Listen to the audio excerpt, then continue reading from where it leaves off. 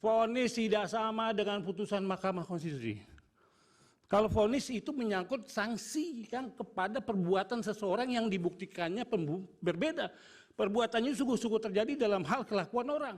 Sepanjang dia melawan hukum, ada perbuatan konkret yang terjadi, tidak ada alasan pemaaf, tidak ada alasan pembenar, dia dihukum dengan sanksi pidana. Itu beda dengan putusan Mahkamah Konstitusi. Jadi kalau menyebut putusan Mahkamah Konstitusi, itu bukan salah kamar. Itu saya tidak tahu dengan menggunakan istilah apa, tapi itu tidak pantas dan tidak benar. Kemudian menunjuk pertanyaan pemohon, Refli Harun. Bagaimana, apakah Mahkamah Konstitusi menerima pelanggaran administratif pemilu, utama yang bersifat TSM, dan dikaitkan dengan putusan pilkada dan peraturan mahkamah yang lain? Saya memahami ini dengan pendekatan teoritis, karena saya dihadirkan sebagai ahli teori. Apa yang melandasi Mahkamah Konstitusi menerima memeriksa perkara sengketa pilkada itu dengan pendekatan TSM? Tentu sebelumnya ada putusan di zaman Prof. Mahfud. Tapi apa alasannya? Alasannya adalah ini terkait dengan kepastian keadilan dan kemanfaatan hukum itu. Kenapa? Karena memang tidak ada pengadilan khusus pemilu. Sepanjang itu belum ada, maka MK mengambil kewenangan itu. Dan ini terhubung terkait dengan kaidah mala yurad kulluhu, la yurad kulluhu. Kalau tidak dapat semuanya, jangan tinggalkan sebagiannya. Ini dalam rangka menarik maslahat ketika timbul perbedaan. Tapi apakah dibenarkan dalam perkara di sini, perkara aku ini itu dapat diterapkan? Tidak. Tidak dapat diterapkan. Tidak ada argumentasi bangunan teoritis dan yuridis. Tidak pada tempatnya juga hukum progresif dikaitkan dalam perkara aku. Yang berkaitan pasal 50. Ya, kemudian putusan MK versus undang-undang. Yang mana yang diambil? Ya dilihat dulu. Oke, derajatnya sama. Tentukan di sini lex posteriori, delegat legi priori. Yang mana yang lebih dahulu, yang mana yang lebih lampau. Tentu yang baru menasah, membatalkan yang lampau. Ini nasih mansuh. Yang belakangan mengalahkan, membatalkan yang terdahulu. Itu jelas. Kemudian dari saudara Heru, ini terkait keadilan prosedural, pertentangannya dengan keadilan substantif. Yang mana yang didahulukan? Saya sudah menyampaikan, tidak mungkin mewujudkan keadilan substansial tanpa dipenuhi keadilan prosedural. Keadilan prosedural itu kepastian hukum, itu dalilnya. Kemudian, bagaimana dengan DKPP? Sanksi pelanggaran etik. Dan oleh karenanya keadilan substansial tidak dapat terwujud. Jelas tadi, sanksi etik beda dengan sanksi delik. Beda dengan sanksi-sanksi delik yang lain. Jadi etika itu tidak boleh bertentangan dengan undang-undang. Sanksinya tidak boleh. Contoh, apakah iya MK memberikan sanksi seseorang itu dilakukan penahanan, tidak boleh melakukan hal apa-apa atau dipidanakan? Tidak. Menurut undang-undang tentang hak asasi manusia, hukuman sanksi itu harus dengan undang-undang. Begitupun konstitusi. Jadi tidak pada tempatnya etika masuk ke wilayah hukum yang kemudian mempengaruhi hukum, bekerjanya hukum dalam rangka mendalilkan sesuatu. Dalil ini tertolak. Lanjut, Mahkamah Konstitusi. Bagaimana kedudukannya terkait dengan pelanggaran administrasi TRM? Jelas, tidak ada kewenangan Mahkamah Konstitusi. Dalam hal ini, sebagaimana ahli telah nyatakan, ini yang saya sebutkan tidak dapat mempersamakan pelanggaran administratif pemilu dengan penghitungan hasil. Ini kan dua hal yang beda. Pasalnya aja beda. PAP, TSM, di undang-undang yang sama. 286, Junto 460, Junto 463. Tentang MK, 475, utamanya ayat 2. Dibedakan tempatnya, dibedakan materinya. Sekarang kita samakan. Kalau begitu, ada ketidakadilan, ada ketidakbenaran. Adil itu menempatkan sesuatu sesuai dengan tempatnya. Iya, artinya Ya kan? Oke. ahli berpendapat tidak bisa ya. Iya. Silakan. Lanjut berikutnya. yang mulia. Kemudian dari 03. Yang berkaitan dengan pertimbangan putusan Bapak Todong Mulia DKPP. Lubis. Jelas. Apakah yang mulia Mahkamah Konstitusi melakukan refining ijtihad? Jelas, saya sudah mengatakan. Pendapat saya tidak bisa. Sudah jelas. Ada nafi, ada isbat, ada mafhum mukhalafah, argumentum akoratatio.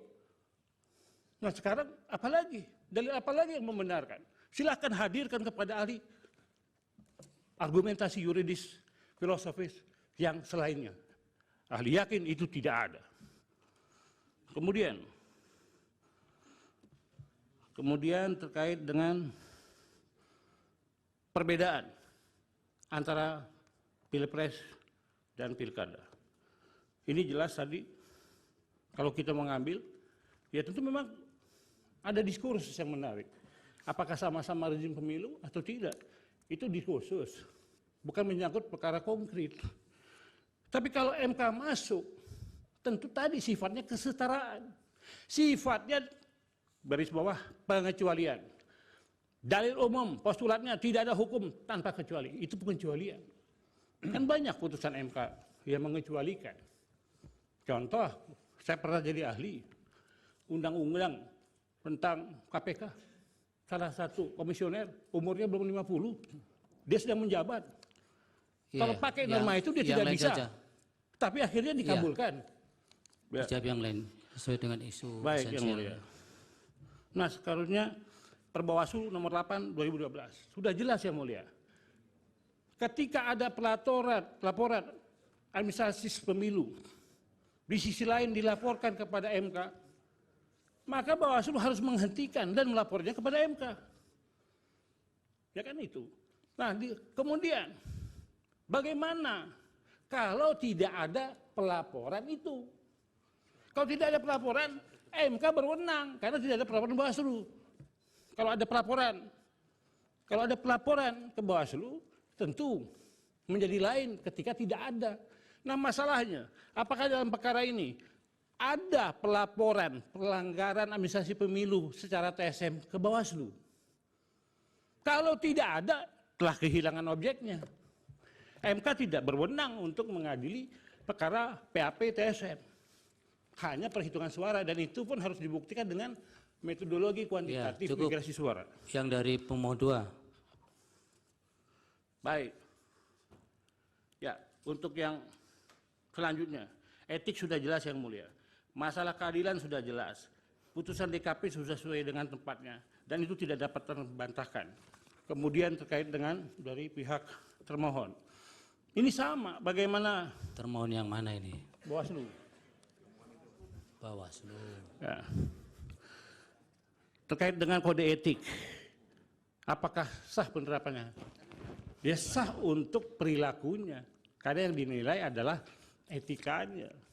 Bukan pelanggaran hukum dalam hal delik. Kalau hal delik ya tentu harus undang-undang. Jadi tidak ada masalah menurut ahli yang mulia. Yang jelas kepentingan hukum reh belangan harus diutamakan daripada individual belangan. Demikian yang mulia. Dari Prof. Saldi ada pertanyaan. Silakan. Makasih Pak Ketua. Ahli, saya mau dapat perspektif saja dari ahli ya. Nanti kalau ahli sempat, coba lihat putusan Mahkamah Konstitusi nomor 1 tahun 2019 tentang sengketa Pilpres itu ya. Halaman 1934. Di sini pemohon mendalilkan soal